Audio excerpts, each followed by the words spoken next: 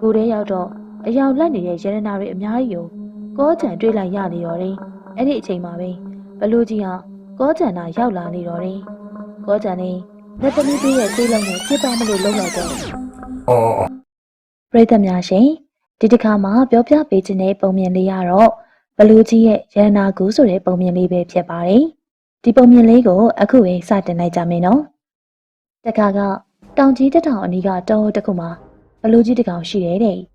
အဲ့ဒီဘလူကြီးဟာသူနေထိုင်တဲ့ကြံ့ကူကြီးအနီးကတစ်ပင်အောက်ကိုတမင်လေးတွေငှက်ကလေးတွေနဲ့တောရင်တရိတ်ဆန်လေးလာကြတာကိုမကြိုက်ဘူးတဲ့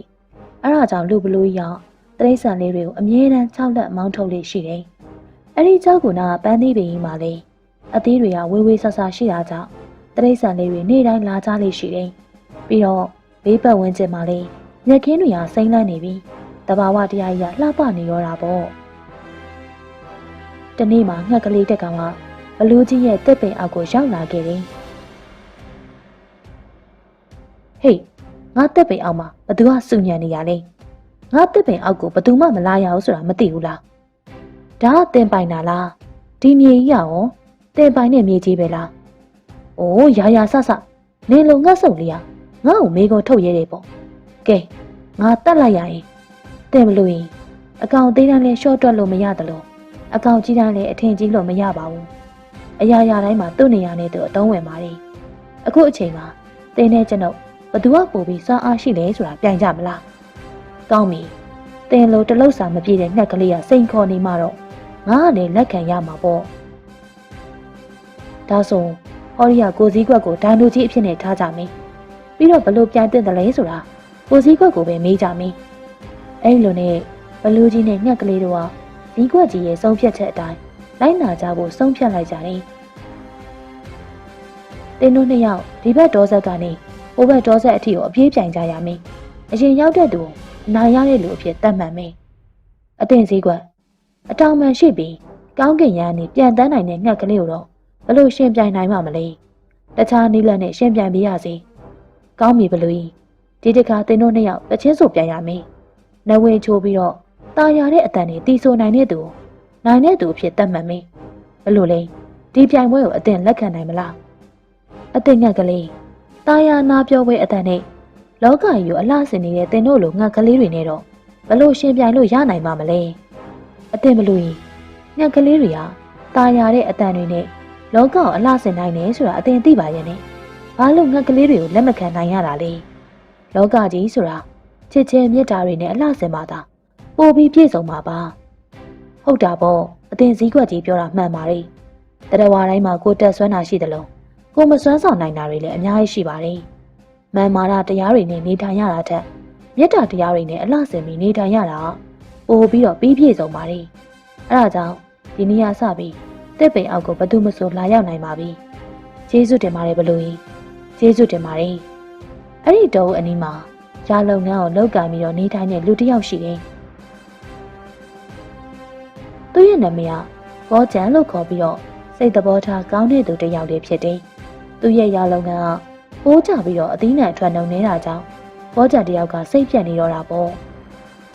အသီးနှံအထွက်နှုံကလည်းနဲလိုက်တာငါဘာလို့လုပ်ရပါမလဲဟေ့ဘောကျန်ဘာတွေတွေးနေရလဲငါစိုက်ပြိုးထားတဲ့ရာခင်ကအသီးနှံမဖြစ်တော့လို့စိတ်ပြတ်နေတာပါမင်းကိုချမ်းသာနိုင်မယ်နီးလန့်ပေးမယ်မင်းလုံမလားဘာလုပ်လဲကွာပြောပါအောင်ဟိုးတော်တွေကကြောက်ကြွေးထဲမှာရတနာတွေရှိတာမင်းသိတယ်မဟုတ်လားအေးငါကြားတော့ကြားဘူးပါတယ်တကယ်ရှိမရှိတော့ငါလည်းမသိဘူးအေးရတနာတွေကတကယ်ရှိနေတာအဲ့ဒီရတနာကိုနေတိုင်းရောက်နေတဲ့ညက်ကလေးတွေပြောတာငါကြားခဲ့ရတယ်ဆင်းရဲတဲ့ဒီဘဝကနေချမ်းသာခြင်းမင်းစွန့်စားရမယ်အေးလေအဲ့ဒါဆိုရင်ငါစူးစမ်းကြည့်ရမှာပေါ့ကွာ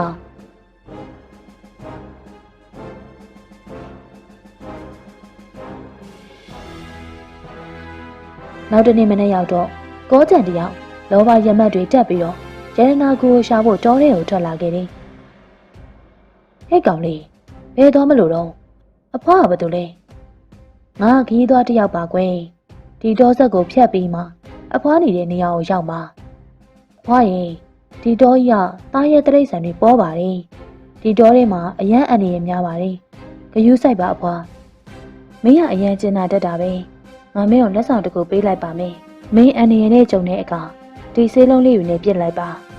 ငါဒီတော့ကိုစောင့်နေတောဆောင်တဲ့သမီးဖြစ်တယ်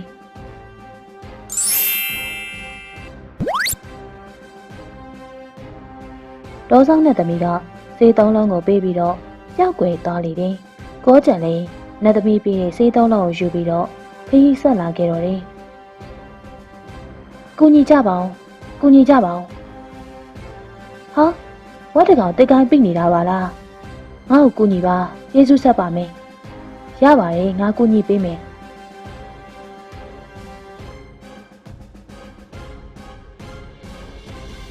အတင်းကကျင်နာတတ်တဲ့လူပဲအတင်းရဲ့ကျေးဇူးမမေ့ပါဘူးဗျာဒါနဲ့ဒီတောထဲကိုဘာလာလောက်တာလဲသိခွင့်ရမလားသိခွင့်ရပါတယ်ငါဒီတောထဲမှာရတနာကူရှိတယ်လို့ကြားလို့လာရှာတာပါရတနာကူကတော့တကယ်ရှိပါတယ်ဒီကနေရှိတက်တဲ့ကိုရှောက်သွားရင်တွေ့ပါလိမ့်မယ်အဲ့ဒီကူမှာဘလူးကြီးတကောင်တော့နေတယ်သူကအရင်ကလိုတော့မစိုးတန်းတော့ပါဘူးဒါပေမဲ့မင်းရတနာတွေကိုယူဖို့လာတာကိုသိရင်တော့သူမင်းကိုရန်ပြုတ်မှာပဲစိုးရိမ်မိတယ်စူးစမ်းရမှာပေါ့ဗျာအခုလိုပြောပြပေးလို့ကျေးဇူးတင်ပါတယ်ဝက်ကလေးကြီးအဲ့လိုနဲ့ကောကြံလည်းခရီးဆက်လာပြန်နေဟာပန်းသီးပင်ကြီးပါလားငါကြောက်ဘူးလားပန်းသီးပင်ကြီးနားမှာရတနာကူရှိတယ်ဆိုပဲရှေ့မှာတွေ့နေရတဲ့ကူကရတနာကူပဲဖြစ်ရမယ်အချိန်နေကြည့်ပြီးတော့ဝင်ကြည့်မှာပဲ